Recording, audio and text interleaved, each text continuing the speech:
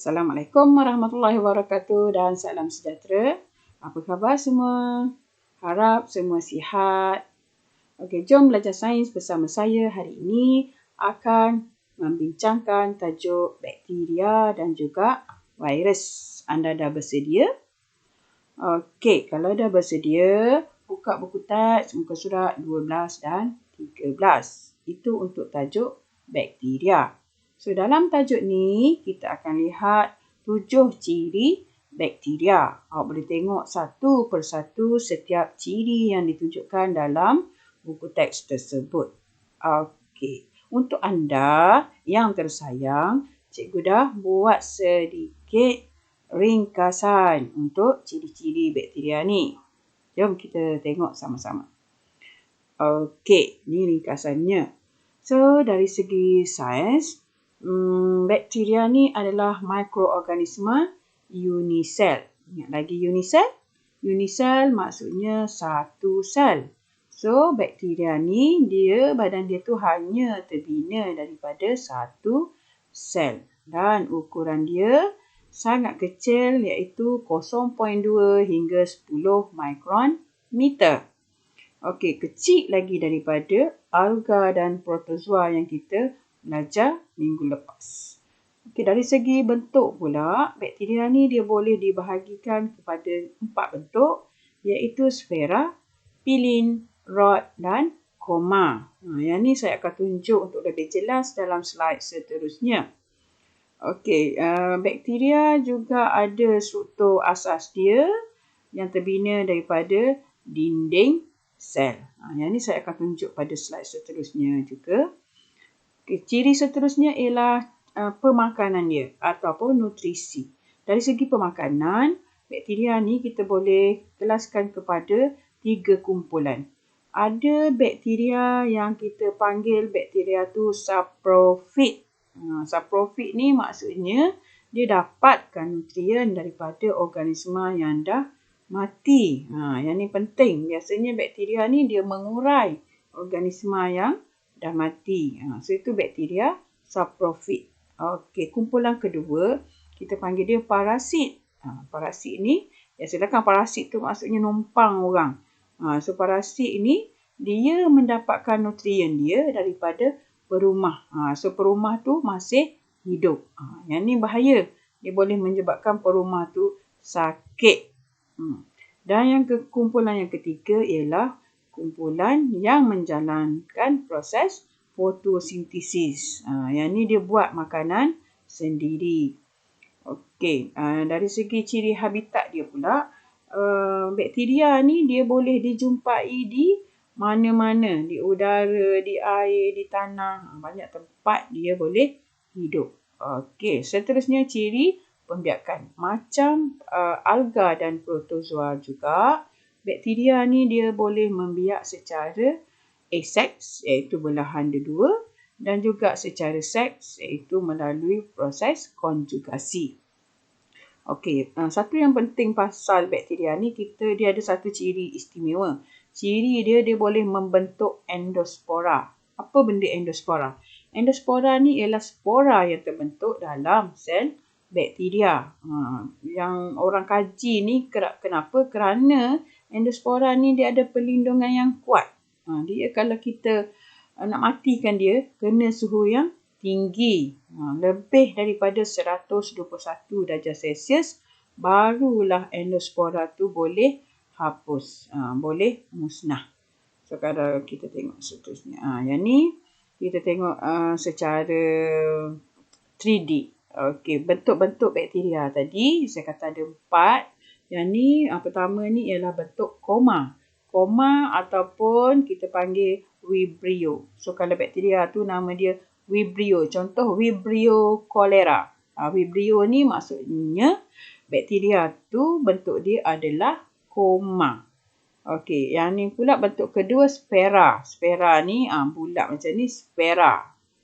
Okey, bakteria tu biasanya dalam nama dia tu ada coccus. Contoh nama yang ni Streptococcus. So, kita tahu bakteria tu adalah berbentuk sfera. Okey, yang ketiga bentuk rod ataupun kita kata bacillus. Bentuk bar, rod ataupun bar. So, bakteria Bacillus species biasanya bentuk dia bar lah. Dan yang keempat, terakhir bentuk pilin. Pilin ataupun belingkar ni, kalau bakteria tu nama dia Spirillum apa? Tu ialah yang berbentuk belingkar ataupun pilin macam ni. Kita tengok sikit pasal struktur asas bakteria tadi. Struktur asas ni dia ada 3 lapisan utama. Paling luar yang warna coklat tu nama dia dinding sel. Okay, masuk ke dalam sikit. Yang warna pink tu nama dia membran sel. Okey, dah yang terakhir paling dalam nama dia sitoplasma. Dalam situ tu warna pink, warna purple gelap tu sitoplasma. Dalam tu dia ada nukleus ataupun yang mengandungi bahan genetik. Bahan bakar dia, kromosom dia ada kat tengah-tengah tu lah. Dan kalau kita tengok struktur luar ni, belah luar ni ada 2 struktur utama. Yang pertama kita panggil pili. Pili, awak tengok bulu yang kecil ni, itu pili. Pili ni fungsi dia untuk melekat pada permukaan. Dan satu lagi struktur, yang ni kebanyakan bakteria ada ni, kita panggil flagellum. Ekor dia tu flagellum. Yang ni untuk bergerak. Kalau satu macam ni kita panggil flagellum. Kalau banyak macam ni flagella. Ini sama. Lepas tu kita tengok sikit cara dia membiak. Okey, yang saya tunjuk video GIF kat sini ni. Maaf.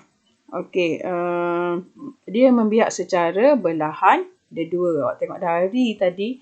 1 jadi 2, jadi 4, jadi 8. Sangat cepat, dalam masa beberapa saat saja dia boleh membiak dengan banyak.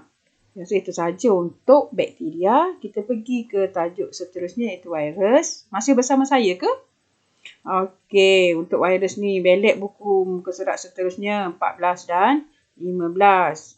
Dalam ni kita ada 4 lagi ciri virus yang perlu kita tahu. Okey, saya dah buat juga nota ringkas dia. Sama tengok. Okey, virus. Dari segi saiz, dia ni paling seni. Paling kecil lah daripada 5 kumpulan tu. Dia lah paling kecil. Ukuran dia kurang daripada 0.5 micrometer. Okey, bentuk dia boleh dibahagikan kepada 4. Okey, tengok kat bawah ni. Yang ni bentuk sfera. Bulat macam ni sfera. Contohnya virus coronavirus. Tu bentuk sfera. Ataupun virus flu sesama. Ataupun bentuk sfera. AIDS. Pun HIV. AIDS tu penyakit dia. Virus dia HIV. Ataupun bentuk sfera. Okey, yang kedua kita tengok bentuk helix. Helix ni berlingkar ni. Nampak ni berlingkar ni. Ni helix. Yang ketiga bentuk polyhedral. Poly tu banyak, hedral tu bucu. Dia bentuk berbucu-bucu ni, banyak bucu, polyhedral. Dan bentuk yang terakhir bentuk kompleks. Kompleks ni dia bergabung polyhedral dengan helix. Kalau awak tengok virus ni nama dia bacteriophage sebab dia hidup dalam sel bakteria. Ni bakteria ni bentuk bacillus. Okey. Yang bahagian atas dia, yang ni ialah polyhedral. Banyak bucu ni. Dan di bahagian bawah dekat leher ni bentuk helix. Okey, tu dari segi bentuk. Okey. Lepas tu tengok ciri khas. Virus ni dia ada satu ciri khas yang mana dia ni tidak hidup. Kalau di luar rumah, di luar, dekat luar ni, di udara ke, dekat atas tanah, dia tak hidup. Di luar rumah dia tak hidup sebab dia tidak membiak dan tidak berrespirasi. Tapi bila dia masuk je ke dalam perumah, dia akan terus membiak dan menjangkiti sel perumah tersebut. Yang bahayanya perumah tu kita lah. Ataupun bakteria ke, haiwan ke, tumbuhan ke. Dia boleh menyebabkan penyakit pada perumah dia. Okey, saya nak tunjuk macam mana cara virus yang kita tunjuk ni, contoh virus bacteriophage yang menyerang bakteria. Macam mana dia boleh membiak dalam sel perumah dia. Kita tengok yang ni, bentuk kompleks ni. Tengok yang berlingkar macam benang tu ialah bahan genetik dia. Okey, dia akan disuntik ke dalam sel perumah. Ni suntik masuk dalam sel perumah. Bila dia masuk dalam sel perumah, DNA dia tadi tu akan mengganda, mereplikasi, menghasilkan anak-anak virus yang baru. Maka hiduplah dia dalam sel perumah tersebut. Okey. Kat bawah ni saya tunjuk sikit gambar macam mana cara virus tu boleh berjangkit pada manusia. Nampak yang ni virus flu lah. Virus flu yang kena pada seseorang tu masuk dalam badan dia, membiak dalam badan dia. Okey, bila seseorang ni bersin, nampak dia keluarkan virus tu. Kalau kita duduk berhampiran dengan dia, virus ni akan masuk ke salur pernafasan kita. So, kita pun akan dijangkiti dengan virus tersebut. Kalau sesama lah. Kalau corona, kena COVID-19 pula. Okey. Lepas tu yang ni saya nak tunjuk gambar.